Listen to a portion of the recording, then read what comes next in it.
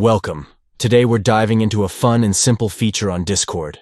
Sending stickers from your Android device. Stickers can really spice up your conversations and add a personal touch. So let's get started. First, open the Discord app on your Android device. If you haven't already, log in to your account. Once you're in, it's time to find the conversation where you want to send a sticker. Now simply open the chat you want to send a sticker to. Whether you're chatting with friends or in a server, navigate to that specific conversation and get ready to express yourself.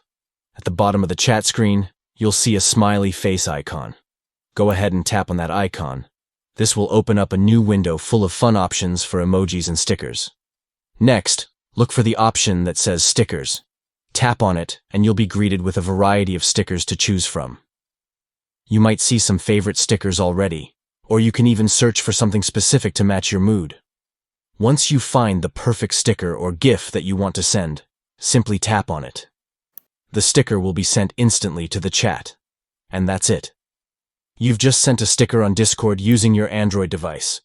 Whether it's a funny expression or a cute character, stickers are a great way to enhance your conversations and share a little bit of your personality. Thanks for tuning in.